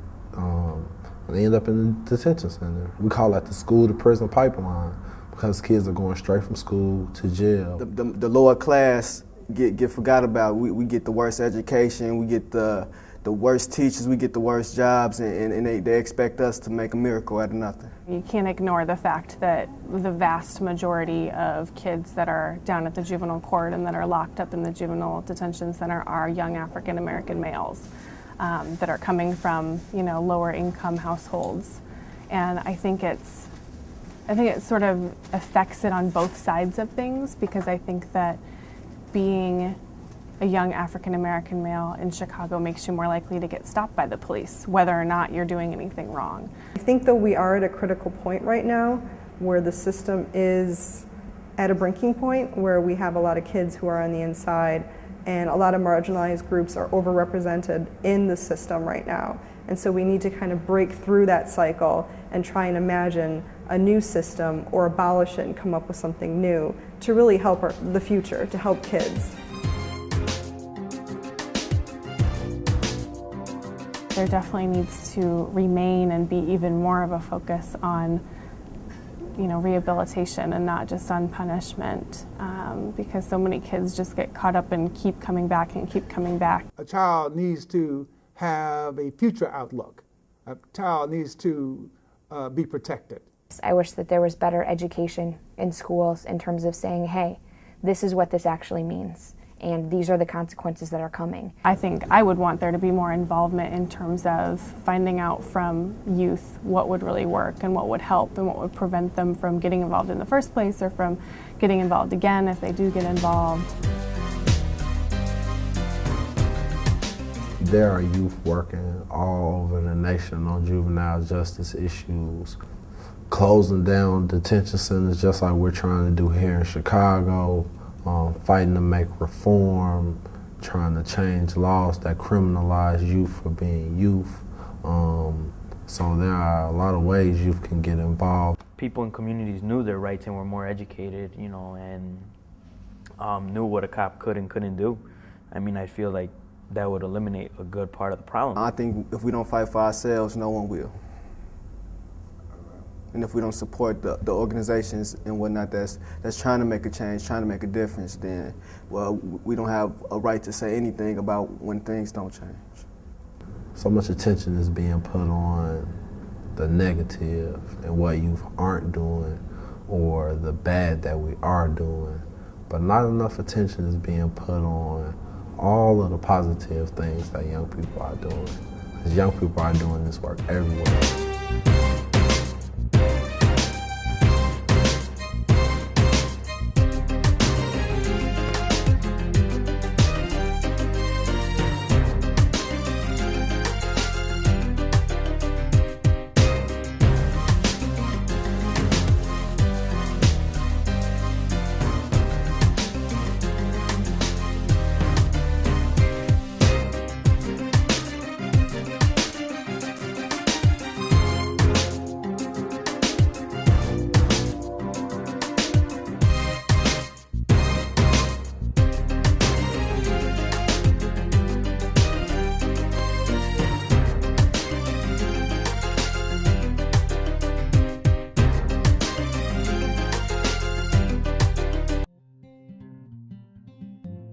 They do so much for us as players, really support us as players.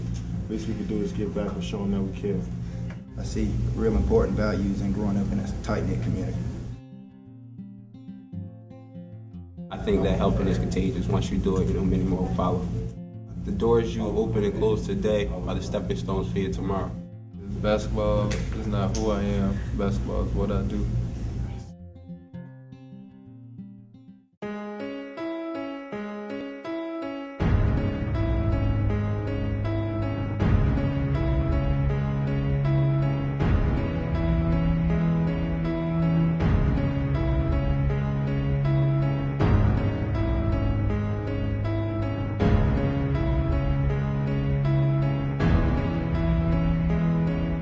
Depends what you write. Art. That's my one word, man. It's art. It's an underrated form of art. Gave me a voice in the city. I would say relief. Just art. Some would say just expression. Some would say creativity. Some might say living. But really, for us, it's grounded in writing. We are writers. That's what we call ourselves. That's what we do. First of all, graffiti is a mark on a surface, right? Then the urban graffiti that we have experienced in the last 50 years that came from Philadelphia and New York City and other inner city areas was a venue for young people to express themselves through vandalism, putting their names up, getting props, recognition, and fame for that. And then once you have once you have like skills based on spray painting, then you could take it further. It was tagging that made it possible for me to learn how to paint a butterfly, right? Or to be able to paint any language. Because all languages are the same. They're built on a line and on curves, right? So that means you could go anywhere in the world and paint if you know how to do graffiti. So back to the history of it, in Chicago, it had always been here, but in different forms. People used rollers and paintbrushes back in the day. Old school gangbangers, the OGs used to use rollers to put their names up. When graffiti came from New York, then people began to use spray paint to put their names up. And then it evolved from the tag into the wild style lettering that we know of today and the productions that we paint. You know, like when you were a kid growing up in Chicago during that time, and it's still like this today, I don't think that's changed so much. Like, you pretty much know which gang is in the neighborhood by looking at the walls. So what happened was that the gangsters were claiming neighborhoods, you know, and when New York City graffiti came about, it was all about getting out of your neighborhood. Like, you didn't want to be the guy that wrote his name all over your neighborhood. You wanted to be the guy that was writing your name all over the city. It depends what you write, you know? Like, I guess if you write, like, gang signs or, you know, stuff like that, it does make it look bad. But, I mean, this is like drawings. It's art. I mean, look at that and look at this. It takes a lot of talent to do this. The difference between gang graffiti and art graffiti is that gang graffiti is more of vandalizing, possession over territory, and it's not for any emotion into it. It's just saying, this is mine, this is who we are, you know, and it's vandalizing. You know, it has no feeling into it. It has no purpose. One of the hugest, most beautiful things that ever happened to me was becoming a graffiti writer, because it got me off the block. I mean, a lot of the guys that I grew up with, a lot of guys I was friends with from the time I was like 5, 6 years old, you know, they got caught up in that gang stuff, and they could not walk 3 blocks east, you know, west, north, south without fear of, you know, getting their head split open, right? You know, our community here suffers, man, from segregation, from racist housing policies that have made it so that ownership is difficult here. So there's too many dilapidated structures around. So what should you do with that? Just leave them brown or whack or, you know, damaged? No, we want to bring some color to it. So the objective is basically to bring color to the community and beautify and transform it by painting these walls. Well, I see my man painting, it stuck out to me because, like I said, I really don't see this in my community a lot, especially from back in the days to now. But it's a new way to express yourself. It's hot. It stands out in the community. It makes you wonder, like, who did it and how could I get involved. So it's what's up, man. It just picks your brain and actually makes you see that there's more out here than just partying for entertainment or to express yourself, or gangs and drugs and all that. You can draw, you can do art around the community, express your feelings on the wall or something. When we painted this wall, we had like 15 kids for a summer program, and we painted the largest mural in the city, but it was a graffiti production. It was all real graffiti, real burners, telling the truth, like we did the police officers, a pig, and, you know, chasing after kids and stuff. That really changed how I realized, like, man, this really affects our community in a positive way, because all those kids would go by and they'd be like, I painted that, I painted that, this was my idea, this was my idea. And I was like, man, this is beautiful. I would like to do this more. I think that if you know how to do art, do graffiti, then you should do it because it's something that has to do with emotion, about how you feel, about how things are probably going in your life. Basically, if you use a dark color, that means something bad. If you use a light color, it means something good. I think art, graffiti, all that is just a fun thing to do. It doesn't matter what anybody thinks about graffiti or art. Art graffiti is more of a, this is what the world is, this is what it has come to, this is what we're doing, and this is what we want. You know, it's just someone's feelings into a canvas and just showing that the world isn't right, or just showing how their mind is going. Something that can't be said and can't be understood and just seen through one's hands. It's more like a type of expression, I would say. Yeah, like, you know, people have like certain ways of expressing themselves. We express themselves through art. So it'd be like politics and art, let's say, go hand in hand, you know? It's like representing us and what we have to say.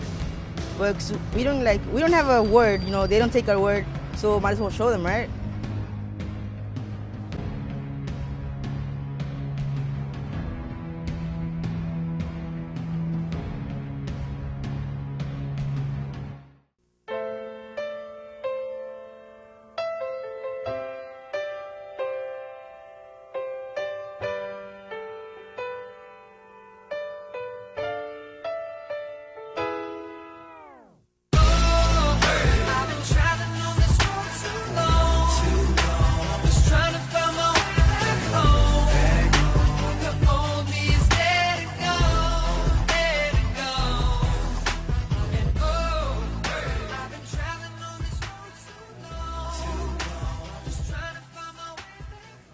Communication, a word that is very important.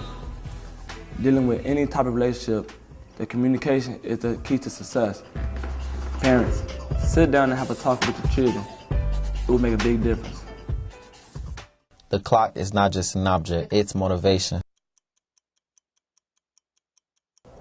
My growth from freshman to senior year has been great. I say that because I have grown and I have become more determined and disciplined. I have met new friends since my first school, and then I came to North Lawndale. I've grown as a reader and a writer. It shows growth. My growth since freshman year to senior year has been extraordinary. I've met a lot of new people. I've grown as a person, physically and mentally. I feel like I'm ready to take on the world. It's inspirational. My growth from freshman year to senior year was great because I became more mature. It's success. My growth since freshman year to senior year has been phenomenal. I say this because coming to high school, freshmen really don't know a lot and they're being ignorant.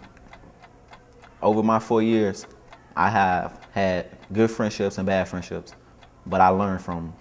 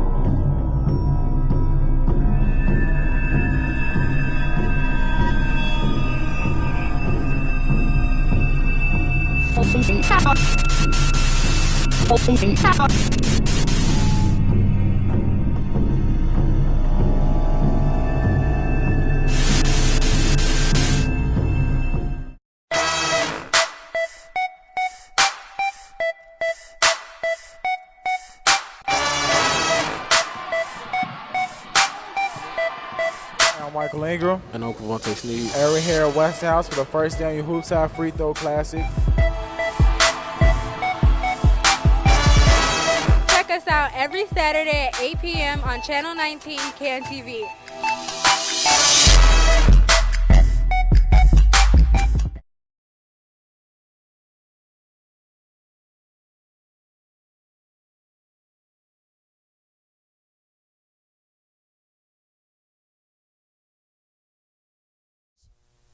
Some of these people that you're about to hear grew up in the community, didn't have much,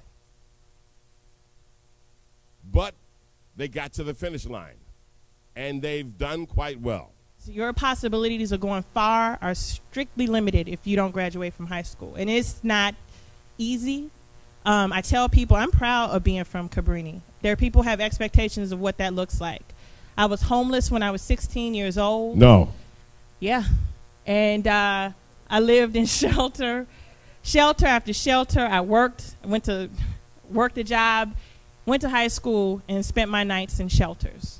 And so I find it very difficult to believe when somebody tells me that they can't make it, that I don't understand where they came from, that I don't understand the stressors that they had. My mother was 18 when she had me. I was her second child in the Greens. So if I can do it, I know very well that you all can do it. So I'm just here to offer that encouragement to let you know that it's my hopes to see you all in my courtroom, not as a defendant, but as a colleague or as someone that I'm going up against as another attorney or judge. Thank you. Wow, is that heavy? You ever thought about dropping out? And what changed your mind?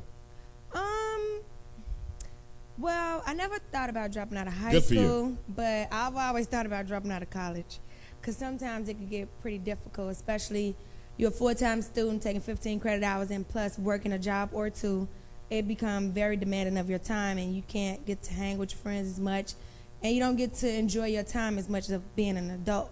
However, you just think about the future in the long term, and you just think about establishing this foundation right now will help you in your future and help you make more money and help you enjoy your free time, because without money you can't travel around the world. So you can enjoy your long vacation when you graduate, which I'm going to do. I do feel as if I was to drop out of school, there would be so many struggles because my mom, she didn't stay in college. She was the type of person who had 2 jobs, so she had money just rolling in, and she thought that was better than staying in school. Now she sort of regret it. So I want to do the opposite. I want to stay in school, graduate high school. I want to major in psychology, minor in broadcast journalism because I enjoy it. And I just want to do the opposite of what my mom did. I want to show her that I can become something, and I want to help her out. She helps me out, and she inspires me. I've been blessed to be able to cover the Democratic National Convention where President Obama gave his speech. That was because of education. Had I dropped out, I would not have been able to have the opportunity to do that. It's just taken me in so many places. When I lived in LA, my housing was paid for. Why? Because of my education. The paper paid for it. So you can't think of education as something that is an option. This is something that you have to do for your life, for the future, for the life that you want to have. What did you think about what the panel said, what they were speaking about? How did you feel about that? I like the lady that works for the Juvenile Delinquent Center. She really made me want to spread awareness about going to college, because she made it look like it was worth going to college. She begged her way to go to college. And I found that's amazing to me. That's inspirational to me. I really like that story. Well, I love the highlights for today because it shows our work that we had did and stuff like that. And it was good for everybody to see and for it could be a great influence on others like teen moms. And what about you? It was very entertaining but yet knowledgeable. Right. So you learned a lot from it. So what do you think the overall message was today from the panel and the PSAs and the whole showcase itself? Stay in school and do what you love without caring about other people's judgments. Well, I took from the panel about take your education to a step further because it will help you learn in the long run about the job and how you get more jobs. Knowledge is money. You know, it feels very awesome, man. To see my stuff on the big screen, it feels like I'm a superstar. It feels like I'm an actor. I'm a teen and I'm getting my stuff created and everybody can see it. That's awesome. So you can go around and tell everyone on Facebook and everything that my stuff was just at Ice Theaters. It's a great thing to see young people working on trying to encourage others to stay in school, which I think is a great thing right now because we have so many children that have dropped out of school.